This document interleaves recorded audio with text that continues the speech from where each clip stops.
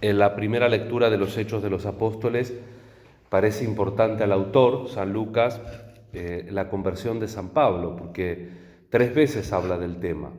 Y también muchas veces el mismo Pablo se ve obligado ante aquellos que por ahí, como no caminó con Jesús, en los mismos momentos se le cuestionaba su apostolado. Primero por los títulos que, como decía un gran escritor argentino, un sacerdote jesuita que fue expulsado de los jesuitas, que después Juan XXIII le devolvió el sacerdocio, Castellani, el padre Leonardo Castellani, decía que lo importante es el talento y que los títulos a veces son permisos de talento.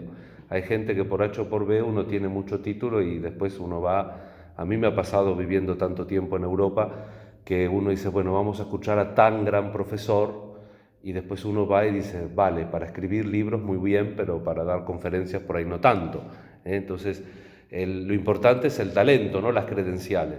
Y acá Pablo evidentemente era una persona con talento, pero era una persona que para el cristiano de ese momento había sido una persona muy difícil, que no se quedaba a medio camino, sino que llegaba a la muerte, ¿no? O sea, de alguna manera Lucas insinúa su conversión cuando señala que Saulo aprobaba el martirio de Esteban, ¿no es cierto? Y después sabíamos que él había llevado a juicio y que había inclusive seguramente participado en temas de condenaciones de judíos que se habían convertido al cristianismo.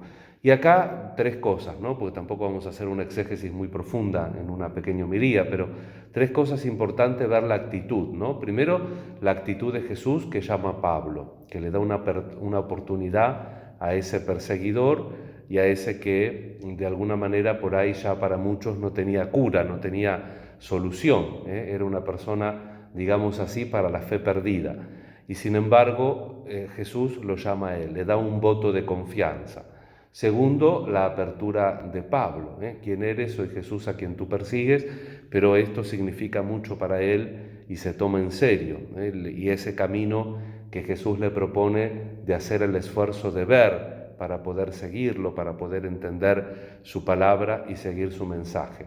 Y por último, también la actitud de, digamos así, el preceptor que Dios le busca, Ananías y la comunidad, ¿no? Ananías también tiene que hacer un voto de confianza, tiene que acompañar a Saulo también con una experiencia, con un llamado que tiene Ananías, ve a tal lugar, te vas a encontrar con tal, esa también apertura que tiene a ese mensaje de Dios. Y después la comunidad, nada más ni nada menos que recibir a un perseguidor, a alguien que los perseguía a muerte.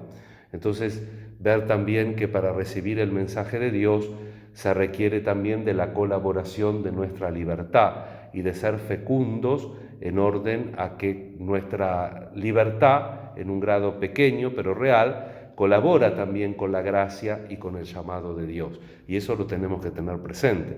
Por supuesto que en la obra de la gracia lo principal lo pone Dios, pero también nosotros tenemos que poner nuestro sí, nuestra voluntad y el ejercicio también consciente y constante de la conversión.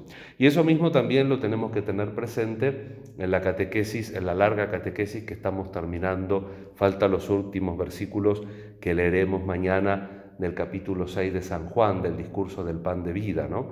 Y hoy vemos 2 cosas que nos impresionan.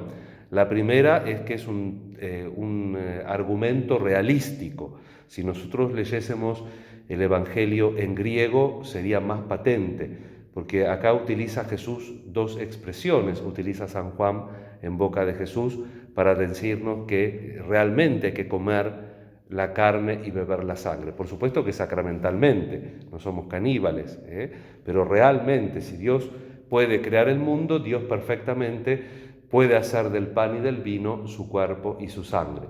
Cuando dice yo soy el pan vivo bajado del cielo, el que coma mi carne y bebe mi sangre, es el verbo habitual que se utiliza para comer, que es fago. De ahí viene fagocitar, todas esas palabras en castellano. Y dice, los judíos discutían entre sí diciendo cómo este hombre puede darnos a comer, fago, su carne, ¿no? Y a beber su sangre. Y después Jesús vuelve a insistir. Jesús le respondió, les aseguro que si no comen la carne del Hijo del Hombre y no beben su sangre. Y ahí utiliza un verbo que es muy fuerte, trogo, de ahí viene troglodita, que si es onomatopéyico, es decir, trogo es el que come prácticamente como un bestia, comiendo con la boca abierta y haciendo ruido y hasta salpicando fragmentos. Entonces dice Jesús, el que no, es decir, levanta la apuesta, el que no come mi carne y no bebe mi sangre no tendrá vida. Y entonces, así como el Hijo tiene la vida del Padre y vive por Él, de la misma manera el que me come vivirá por mí. Es el secreto de la comunión. Para que la Eucaristía de verdad sea comunión, tiene que ser un de verdad comer místicamente, mística en el sentido de misterioso, porque creo que en el tiempo moderno la palabra místico está teniendo casi un sentido peyorativo. Vieron que cuando hay una persona que es un tanto volada, aunque sea, y es mística, te dicen, le están dando, y mística no, místico es abierto al misterio. ¿Qué pasa? ¿Por qué es místico uno? El místico, Santa Teresa, hoy es un místico también San Juan de Ávila, a su manera, en España se conmemora San Juan de Ávila, patrono del clero de España, un gran santo. Místico es aquel que está abierto al misterio, y el misterio es muchas veces que uno no encuentra las palabras. Por eso Santa Teresa, San Juan de la Cruz, los clásicos místicos, cuando tienen esas experiencias tan profundas, no encuentran palabras para expresarlo y recurren a la poesía. Pero no es que están alejados de la realidad, no están ni alejados de la realidad de Dios, ni alejados de la realidad de las personas. A veces por ahí están alejados del sentido común de las personas, quizás porque están muy profundos en la comunión con Dios. Y a eso no le tenemos que tener miedo porque nunca cortamos el vínculo. Cuando nosotros nos alejamos del otro por temas personales, por mezquindades, por miseria, ahí hay que estar atentos porque no hay que aislarse.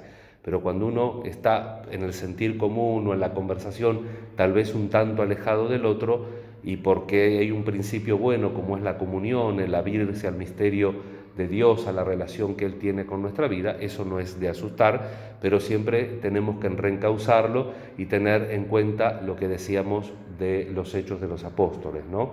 Dios que me llama, que tiene confianza en mí, abrirme a ese llamado de Dios y también aceptar como comunidad, como hermano, también el llamado del otro y ayudarnos mutuamente en ese camino de amor, de fidelidad, de profundización en la comunión con Jesús.